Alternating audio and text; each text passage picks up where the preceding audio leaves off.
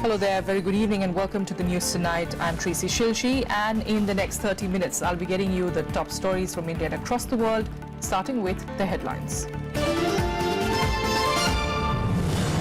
Rajya Sabha is adjourned over protests over government formation in Goa and Manipur. Congress says the BJP has defied Supreme Court judgments mandating invites to the single largest party.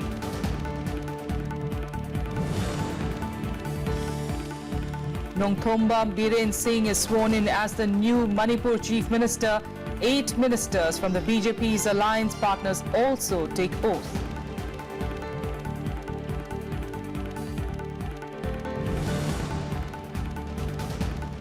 Rape-accused Samajwadi Party leader Gayatri Prajapati is arrested and sent to 14-day judicial custody in Lucknow. Police also detained 3 accomplices of the Samajwadi Party leader.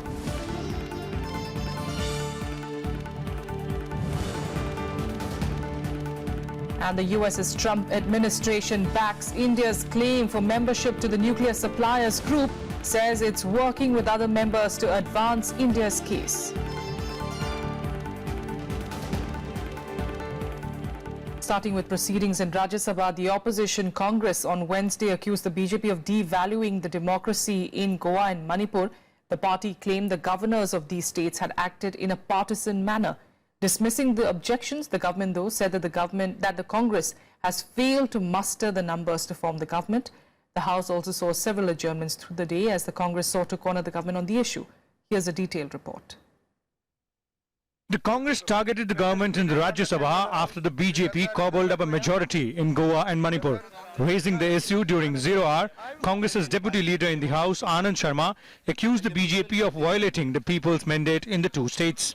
Leader of the opposition, Ghulam Nabi Azad, cited rulings by the constitution benches of the Supreme Court to state that the governor was bound to invite the party with the largest numbers of MLAs to form the government. विरोध करते हैं पूरी तरह से status क्विटी maintain करना चाहिए दोनों जगह चीफ मिनिस्टर को इस्तीफा देकर और जो गवर्नर्स हैं दोनों गोवा के और मणिपुर के उनको सरकारों को बर्खास्त करके वहां दोनों चीफ मिनिस्टरों को जो कांग्रेस का लेजिस्लेचर पार्टी का लीडर है गोवा का और मणिपुर का उन कांग्रेस के लेजिस्लेचर पार्टी लीडरों को गवर्नर ने ओथ दिलानी चाहिए और उन्हें समय देना चाहिए अपना बहुमत प्रूव करने के लिए सदन।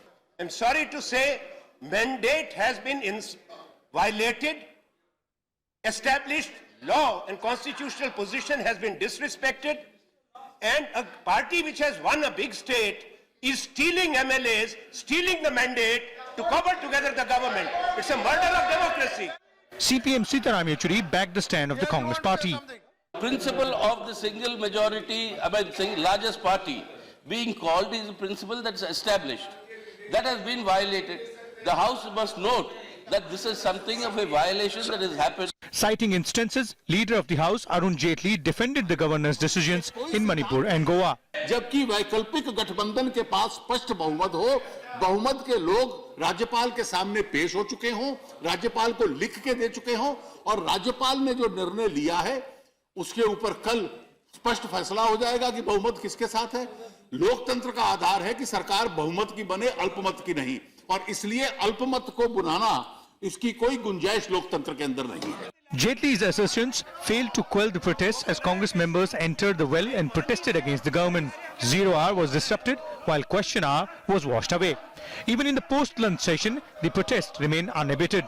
With no visible respite, the chair adjourned the House till Thursday.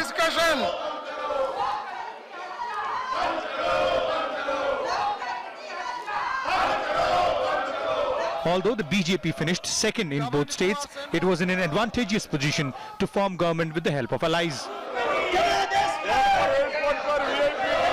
With Kriti Mishra and Panchanan Mishra, Vishal Dahiya, Rajya Sabha TV, Delhi. We'll get you more on the elections in a bit, but staying with Rajya Sabha, members cutting across party lines expressed concern of the suicide of JNU scholar Muthu Krishnan. The government informed the upper house that it had directed the Delhi police to urgently register an FIR in the case. Here's a report. JNU research scholar Muthu Krishnan's suicide evoked concern in the upper house on Wednesday. Raising the issue during 0 hour, CPI leader D. Rajya alleged discrimination against Dalit students in central universities. Take such extreme step of losing his life, sir. What is happening in our country? What is happening in the central universities in India? Why there is discrimination against students coming from Dalits, tribal communities and minorities and OBCs? What is democracy we are talking about, sir? Several other opposition members demanded the response from the HRD minister. मेरी ये मांग है कि जो देश के शिक्षा मंत्री हैं, HRD मिनिस्टर हैं, उनको जब यहाँ दिल्ली में ये घटना हुई है, he should have been here, उनको बताना चाहिए हाउस में कि ये घटना इस तरह से हुई है और इस घटना पे कार्रवाई गवर्नमेंट क्या कर रही है। Statement from the HRD minister should have been here. Now, since this government has come, today's question answer, the crime rate against the Dalits has gone up from 19.6 to 23.4%. So let the minister react. Untimely death of him or utter extreme decision taken by that young fellow, a bright and ambitious student, sir. So there must be some provocation. Very unfortunate. Sir, they have the FIR has not been filed, sir. The postmortem. Union Minister Nirmala Sitharaman assured the House of a thorough investigation. She added the government is urging the police to include sections related to prevention of atrocities against SC/ST students and abetment to suicide as well. We very clearly directed the police, as per the instructions of Home Minister, that by 12 o'clock the FIR should be filed and a copy should be given to the father, to the guardian and to any number of students who would want to get a copy of it. Muthu Krishnan, a 28-year-old Dalit PhD scholar at the Jawaharlal Nehru University in Delhi, was found hanging from a ceiling fan at his friend's house in Delhi on Monday. Krishnan was at the forefront of the movement for justice for his Dalit scholar friend Rohit Vimla, who committed suicide in Hyderabad last year. Kriti Mishra's report for Rajya Sabha TV.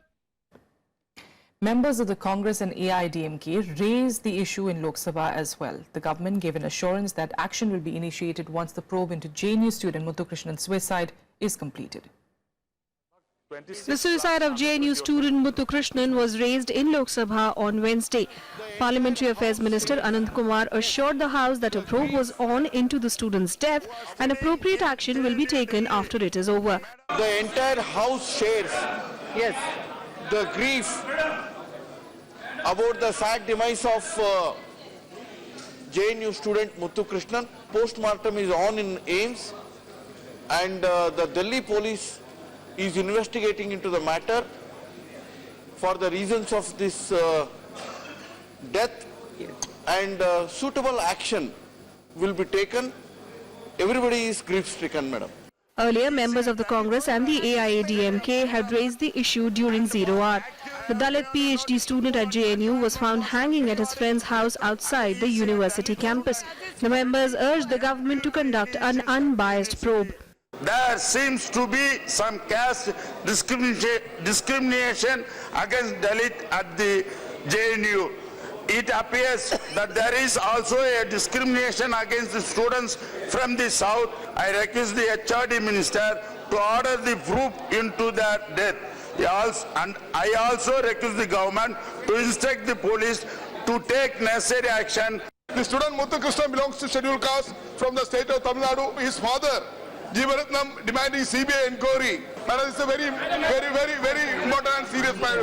But after Rohit Vimla, again Dalit students is harassing, caste discrimination and hanging, madam. Belonging to Salem in Tamil Nadu, Muthu Krishnan completed his MPhil from Hyderabad Central University in 2015. He had recently wrote about discrimination and struggles that he had faced in his life in a Facebook post. With inputs from Ravindra Shoran and Pranav Goswami, Bureau Report for Rajya Sabha TV. A CPIM member today claimed that a campaign was being run against Kerala Chief Minister Pinarayi Vijayan by the Saffron Brigade. KK Ragesh said that a Saffron leader had earlier announced a 1 crore rupee bounty on Vijayan's head, while in another incident, the Kerala CM was asked not to attend a program in Bhopal. Raising the issue during 0 hour, Rajesh claimed that attempts were being made to vitiate the secular environment in the state. The bounty announced by a former RSS leader in Madhya Pradesh for beheading Kerala Chief Minister Pinarayi Vijayan drew severe flack in the upper house on Wednesday. KK Ragesh of the CPIM alleged that attempts were made to target the Kerala Chief Minister. On the protest of this Saffron Brigade, the government had advised, quote unquote, the Chief Minister not to attend that program by violating the federal principle and the democratic ethos of our enshrined in our constitution. And last week in Mangalore, the Chief Minister was supposed to attend in a program and the Saffron Brigade had called upon for a hartal, but the people of Mangalore had rejected that call and the program was very successful. And even after that, the Saffron Brigade is unleashing venomous campaign, scathing campaign against the Kerala Chief Minister. In another zero-hour submission, PL Punyo of the Congress alleged reduction in allocation of funds for scheduled castes and scheduled tribes. 2017-18 के budget में, इस केंद्रीय budget में SC सब plan, tribal सब plan का concept खत्म कर दिया गया है और वो कहा गया कि हमने 52,393 करोड़ रुपया आवंटित किया है, लेकिन 14-15 में 50,000 था, उसको घटा के 30,000 कर दिया, उससे आगे 38,000 है, उसके कहते हैं कि हमने इतना बढ़ा दिया, ये उसके लगभग बराबर है। जो ड्यू है 16.6% शेड्यूल्ड कास्ट का बजट होना चाहिए और शेड्यूल्ड ट्राइब का 8.6% होना चाहिए, उसके हिसाब से पूरा गैप है और केवल 2.50 इसमें बजट आवंटित किया गया है, जो बहुत ही शर्मनाक बात है। Zero hour was also disrupted as the opposition Congress forced an adjournment, protesting against the BJP for forming the government in Goa and Manipur. Kriti Mishra's report for Rajya Sabha TV. Making a statement in Lok Sabha, External Affairs Minister Sushma Swaraj said that safety of the Indian diaspora in the USA is the government's top priority there. Swaraj said that her ministry is keeping a close watch on the incidents of racial attacks on Indians living abroad and has also got assurance about their safety from the authorities there. Referring to the recent attacks on Srinivas Kuchibhotla and Deep Rai, Swaraj said that she had spoken to their families and raised the matter with highest authorities in the US. Several MPs had sought a response from the government in the zero hour on the 9th of March over the recent attacks on Indians abroad. विदेशों में बसे भारतीय diaspora की सुरक्षा तथा संरक्षा हमारी सरकार की सर्वोच्च प्राथमिकता है। हम अमेरिकी सरकार के साथ लगातार बातचीत कर रहे हैं। किसी भी आपातकालीन मुद्दे के समाधान के लिए हमारे दूतावास तथा कौंसुलावास स्थानीय भारतीय समुदाय के दलों के साथ निकट संपर्क बनाए हुए हैं। मैं विश्वास दिलाती हूं कि हम विदेशों में रहने वाले भारतीयों के जीवन को प्रभावित करने वाली किसी भी गतिविधि के प्रति सतर्क हैं और उनके हितों की रक्षा करने के लिए हर संभव कार्य करेंगे। Now to Manipur, where the BJP formed its first ever government in the state after N. Biren Singh took oath as the chief minister. A former Congress leader, Biren Singh, promised to work together with the allies for the development of the state. National People's Party leader Y. Joy Kumar Singh was sworn in as the deputy chief minister, who was also once considered the right-hand man of former CM Ibobi Singh.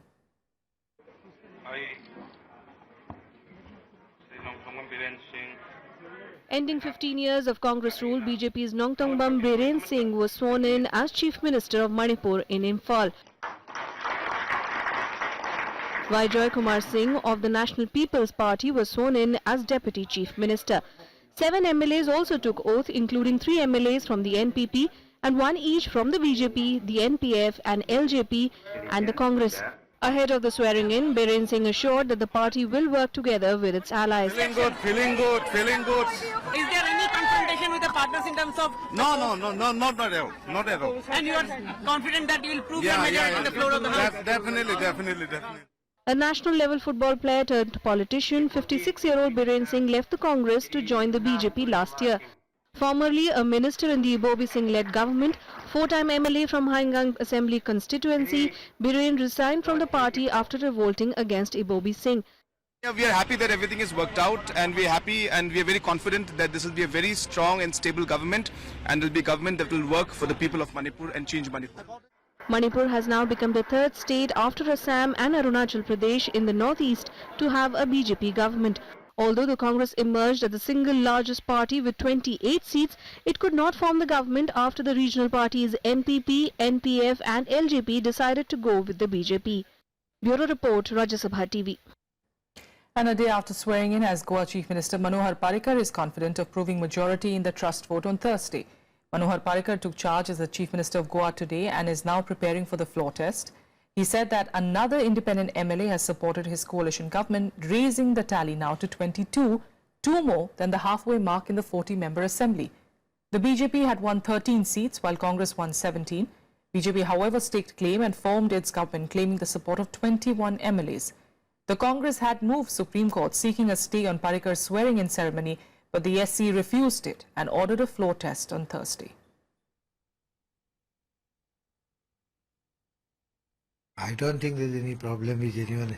It was actually indirectly proved, though the law requires it to be done on the floor of the assembly. Yesterday you were present for the swearing-in ceremony. All 22 plus 1 who supports were there. Again, Congress went to governor in the afternoon around 1 or 2 o'clock, where they only presented 17 people. The number is very clear, so I don't see any reason why there has to be any apprehension. Meanwhile, Delhi Chief Minister Arvind Kejriwal continued his tirade against EVMs on Wednesday as well, alleging that machine tampering may have led to the Aam Aadmi Party's poor showing in Punjab. Questioning the reliability of the electronic voting machines, Kejriwal said that at least 20% of AAP's votes may have been transferred to the SAD-BJP coalition. He wrote to the Delhi Chief Secretary on Tuesday, directing him to request the State Election Commission to hold the upcoming municipal polls in Delhi using ballot papers. Saying that the Aam Aadmi Party has strong prima facie evidence of foul play, Kejriwal also demanded that votes registered in EVMs be compared with the VVPAT trail in around 32 places in Punjab where the paper audit system was in place. BSP Chief Mayawati also attacked the BJP over the UP results and decided to move court against the alleged tampering of EVMs. She said that the BSP will observe a black day every month against the murder of democracy by the BJP. Election commission की जिम्मेदारी है लोगों का पूरे process पे और मशीनों के ऊपर विश्वास बना रहे, इसको कायम करने की। ये इलेक्शन कमीशन की जिम्मेदारी है, इसको you can brush it under the carpet. धरना प्रदर्शन अगले महीने 11 अप्रैल को होगा। इसके बाद फिर अगले महीने 11 मई को होगा। ये क्रम चलता रहेगा। इस प्रकार से ये आंदोलन उत्तर प्रदेश के हर जिला हेडक्वार्टर में हर महीने 11 तारीख को जहां लोकतंत्र की गई हत्या के विरोध में इसे काला दिवस के रूप में धरना प्रदर्शन के जरिए प्रदर्शित किया जाएगा। With that, a quick break here. Up next, more national and international news. Stay with us.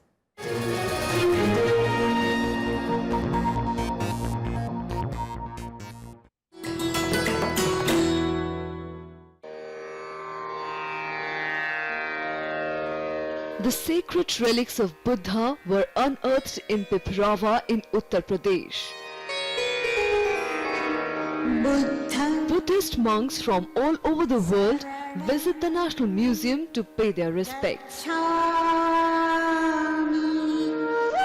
These charred bone fragments of Buddha are housed in the gold canopy gifted by the royal family of Thailand.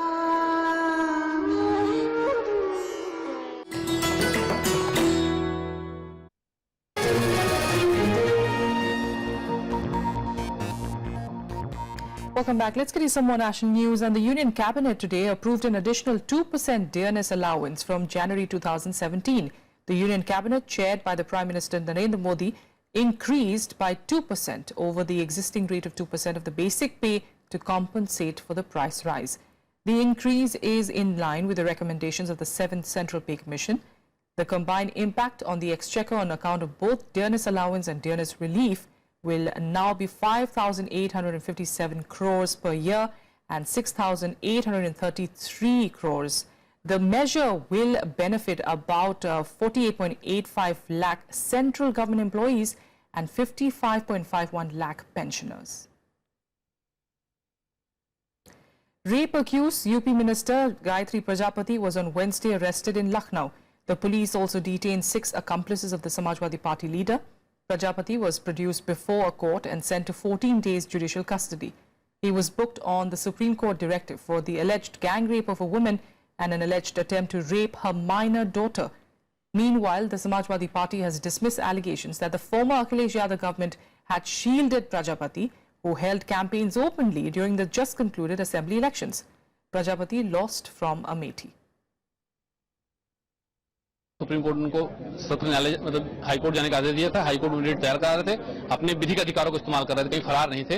लेकिन उससे पहले उनको Lucknow police ने गिरफ्तार कर लिया क्योंकि उनके दोनों बेटों को थाने गौतमपल्ली थाने बैठा रखा गया था।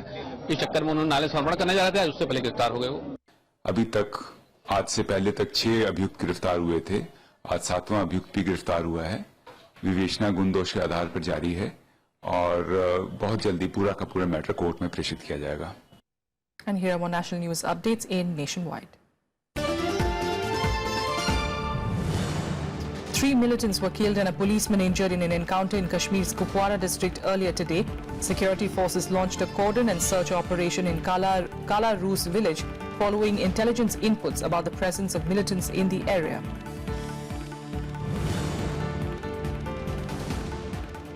Accepting responsibility for the crushing defeat in the recently concluded UP Assembly elections, State Congress President Raj Babbar offered to resign from his post. Babbar was appointed as the state chief just before the polls. Out of the 105 seats it contested in alliance with the Samajwadi Party, the Congress managed to win just 7.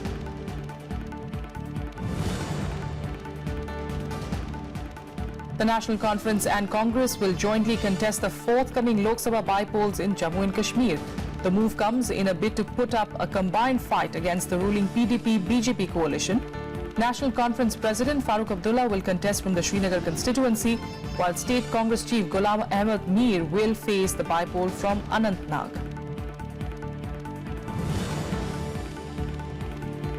A Sukhoi 30 MKI fighter plane crashed in Rajasthan's Barmer district this afternoon during a routine sortie. Reports claim 3 people were injured, but both the pilots are safe. A court of inquiry has been ordered by the Indian Air Force, while the area has been cordoned off. International news now, and the Trump administration in the United States says that it's working with India and members of the nuclear suppliers group to push for India's membership in the elite group. A State Department spokesperson said, and I quote, "The United States supports India's full membership in the 4 multilateral export control regimes, and we believe that India is ready for NSG membership. We've worked and continue to work closely with our Indian counterparts and the NSG participating governments to help advance India's case for membership." Now, the move indicates that there's no change in America's policy on the issue under the Trump administration. The US and India have been working on the issue right from the time of the Bush administration. Despite its best effort, though, the Obama administration could not see it through due to opposition from China. The baton now has been passed on to the Trump administration, but the true test for India will lie still with China. And here are more international news updates in Global Buzz. Pakistan is planning to declare the strategic Gilgit-Baltistan region as the 5th province, a move that may raise concerns in India as it borders the disputed Pakistan-occupied Kashmir. This was proposed by a committee headed by Foreign Affairs Advisor Sartaj Aziz. Gilgit-Baltistan is currently treated as a separate geographical entity by Pakistan. It has a regional assembly and an elected chief minister. Chinese Premier Li Keqiang said that Beijing does not want a trade war with the US and has urged talks between both sides to achieve common ground. Speaking at his annual news conference, Li said that a trade war between the two countries would harm both the sides. Li also reiterated that the China-US relations are founded upon adherence to the One China policy, under which Washington acknowledges the Chinese position that there is only one China, of which Taiwan is a part.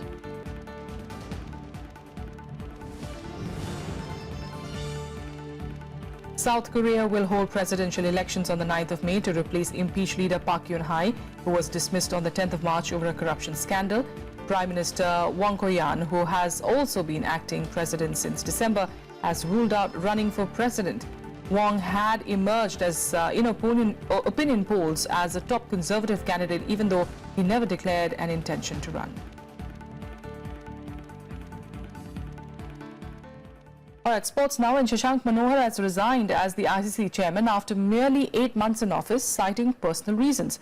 Manohar said, in fact, mailed his resignation letter to ICC CEO Dave Richardson without clarifying the exact reason for his sudden move. However, sources suggest that Manohar's decision to quit, in fact, stems from the fact that the BCCI seems to have gained enough ground to block constitutional and financial reforms in the ICC that would have come up for approval at its next board meeting. Any reform to be passed needs a two-thirds majority, and the BCCI is believed to have managed to get Bangladesh, Sri Lanka and Zimbabwe on its side. Last year, Manohar had resigned from the BCCI, citing his inability to carry out the Lodha Committee reforms in toto. Meanwhile, India and Australia will meet in the crucial third test at Ranchi starting tomorrow, with both having one match each in the series so far. At Ranchi, the home side will be in familiar territory, but it will not be easy going. Australia's newfound confidence in the subcontinent conditions may appear to have been boosted, but that all came to naught in the second innings of the Bengaluru test. They did not just fold up for 112 in 35.4 overs, but their spinners, who had contributed to 26 out of the 30 Indian wickets in the previous 3 innings, managed just 2 in the second innings in Bengaluru. The Pujara-Rahane partnership in the second innings helped to restore the hosts' confidence after the mauling in Pune. India, of course, will be looking to keep up the momentum in Ranchi as well. And the captain has led from the front. So it's really nice and augurs well that each individual has contributed to the success of this team, and and we would like to finish the last 2 test matches in a very good way, and I'm sure it'll be something that we will all be cherishing at the end of the season. Sort of provide the difference in the game, but I think most of the batting collapses are more mental than skill coming into fault. So that's what I make of it. It wasn't much to do with pitches, because the other team obviously batted better on both those occasions. So it's more a mental setup, I think. Not from my point of view. Yeah, it's about moving on and concentrating on this test match here. I think it's been a great series so far, the cricket that's been played, and again, hopefully the cricket can be the winner out here this test match. It's an exciting one, 1-1 in the series, halfway through the series, so we're all excited about this test match, and hopefully it can be a good one. And that's all we have for you in the news tonight. Thanks for joining us.